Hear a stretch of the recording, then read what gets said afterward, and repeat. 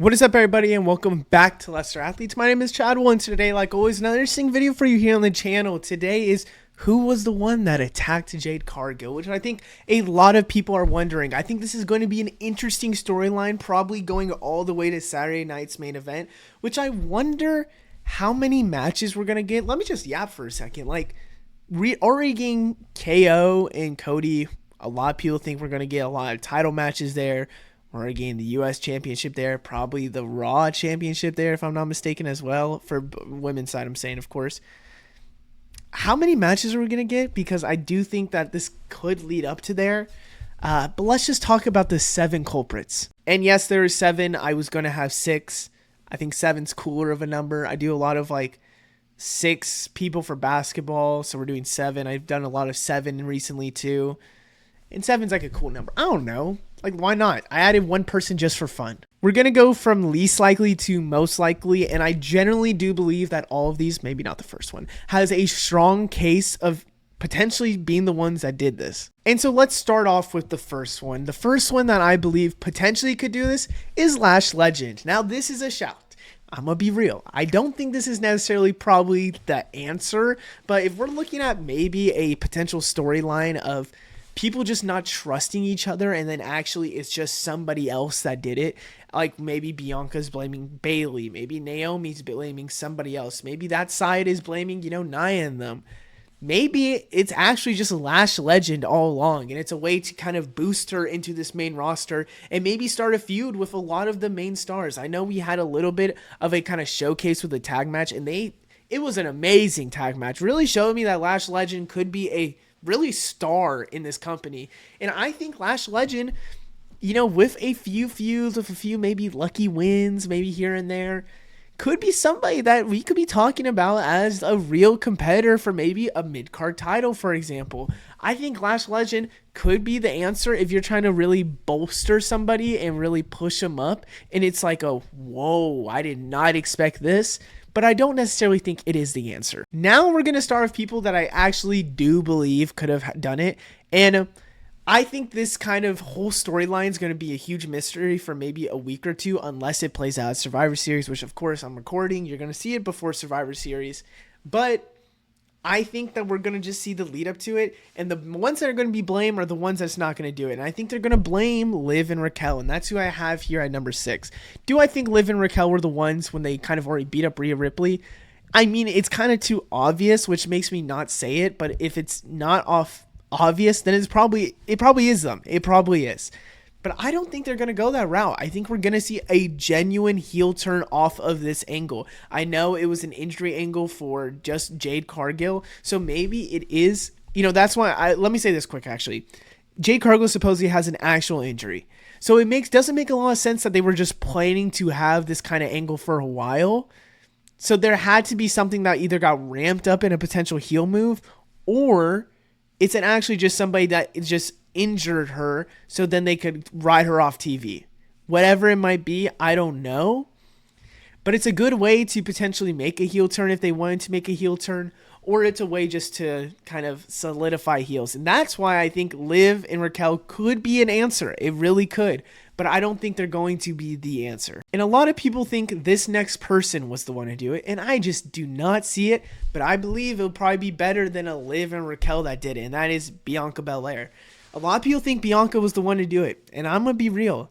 I don't think we ever see a heel Bianca Belair. I mean, Bianca Belair is too face to be she's too baby to be a baby face. I mean, at the end of the day, this is not a heel character in the future. This is a baby face that is never going to be heel. I mean, if we're going to see a Bianca versus Jade feud, Jade is going to be the heel. It's not going to be Bianca Belair. I'm just going to keep it real with you. So do I think Bianca Belair was the one that did this?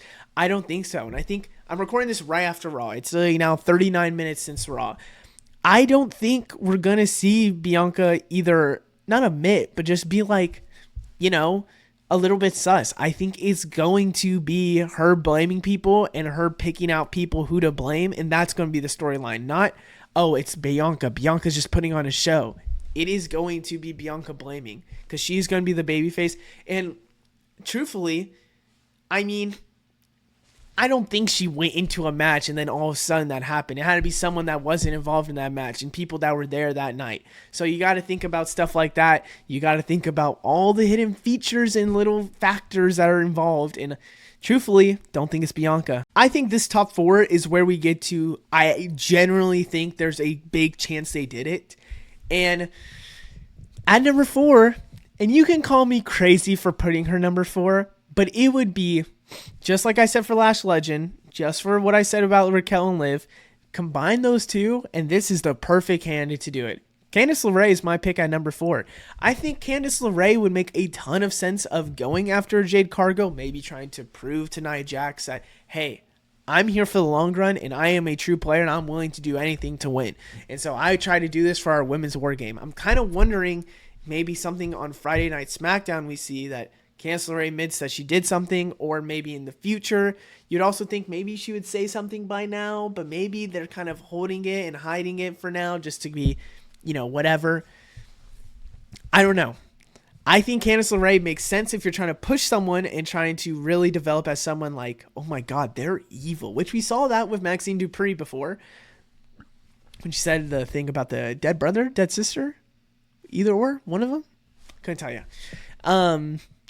So you have that with Candice LeRae.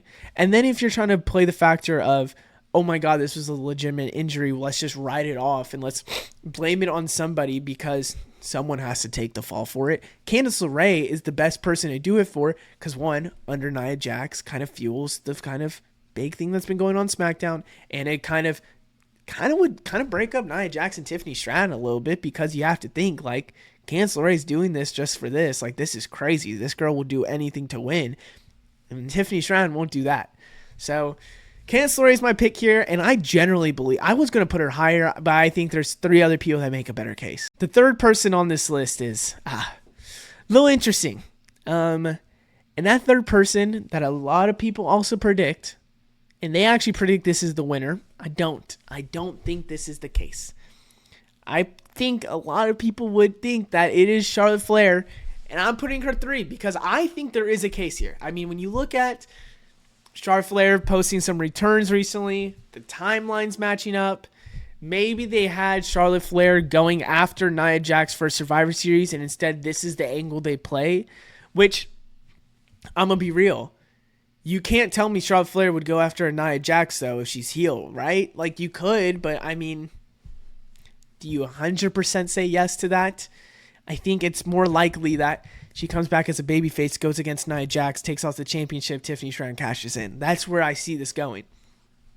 I don't see it becoming a, she was heel, she took out Jade Cargill. Maybe it fuels up a Bianca and Jade, or Bianca and Charlotte kind of feud again. Maybe it becomes a fatal 4-way where we have, Jade, Bianca, Charlotte and Nia at WrestleMania and Tiffany Stratton cashes in or something. I don't know. Whatever it might be, I'm a little iffy on this one because I think babyface Charlotte would come back, not heel Charlotte. Even though I want heel Charlotte, I don't think it would be heel Charlotte. I think we're generally looking at somebody that needs to go after Nia Jax, and it has to be maybe not in a heelish way.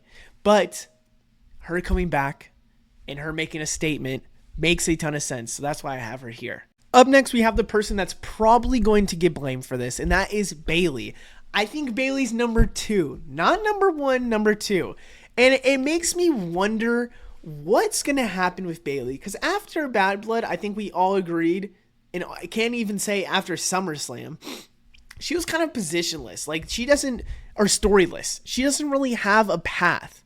Like, there was nothing going next for her. And so having a rematch at Bad Blood was kind of crazy. We were like, oh, it's probably Naomi instead. But it was Bayley. And I don't know. I think that, I think Bayley's not obvious. Like, maybe they had a plan to have Bayley be the one to do this or to become heel, and they just accelerated it to write Jade Cargill off. If that was the case, then I could see it. But I believe Bayley is going to be blamed for this, and already kind of did by Bianca, and it makes tons of sense, but it's not going to be her. I think that's a little too on the nose, potentially. But let's be honest here. Bailey, when it comes to being a little evil, makes a lot of sense. Which she hasn't even been babyface for a full year. That's why I'm kind of like, do we really see that? Another thing also is that Bailey only motivation to become heel is really she lost to Nia Jax and she kind of gotten pushed around because of that.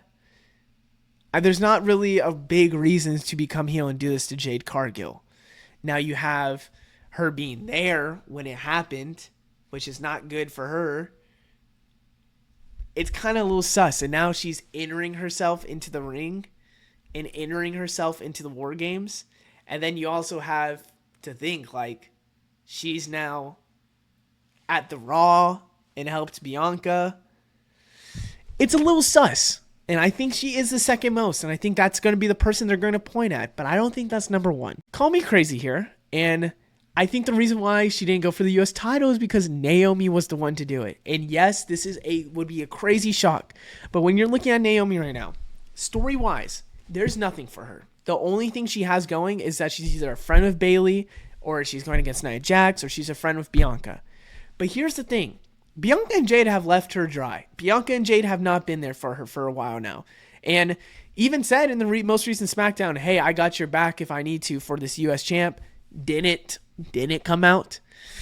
Or not U.S. champ. For the title. Didn't come out. Can't really say they helped there. Bianca and Jade have teamed with other women before. I mean, they helped Kalani Jordan. So, could be feeling a little left out there. Naomi has lost a couple of matches now. She's kind of gotten screwed over by her own friend Bailey. There's been kind of these little hints that maybe a turn could happen. She was there when the kind of hospital came about. She was there talking, saying I could help. And in the most recent Raw, she was talking to Bianca and they said, we'll find her out. And she kind of was a little like not hesitant, but like, we have, whatever. I think it's Naomi. I believe it's Naomi. There's a lot of, I know I'm forgetting a lot of stuff, but there is a lot of hints that it's going to be Naomi. And they, when Naomi first signed with TNA, or not, I said TNA, when she came from TNA to WWE, there was a rumor about her potentially joining in as a female bloodline member, but they didn't do that. They decided, that's not what's going to happen. So I think that's a big indicator that they are fine with her potentially being heel. And I am all for it. I love Naomi and I wanted her to become maybe she doesn't become a heel. Maybe it's more of an independent where she's like, I'm not with Nia Jax or any of them. I'm not with them, whatever. I am by myself. And maybe she is the X factor for this women's war game that she's going to accidentally turn or accidentally screw over a lot of the women's side and she just does not care anymore because she's the one that kind of injured Jade Cargill. I feel like we're going to see some hints on who did it at SmackDown, but I think this would be the craziest angle. This would be the craziest angle if you really want to go the route of it was Naomi, and maybe Naomi acts like she is best friends with Bianca throughout this time, and she is helping a Bianca, maybe replace a Jade Cargill, and then we find out, oh my God, it was, Naomi all along. And maybe this starts her villain arc a little bit. That's my prediction. That's who I said is going to do it, but I'm a little iffy on it. Other than that, I hope you guys enjoy. Let me know what you think down in the comments below. I'll see you in the next one. Goodbye.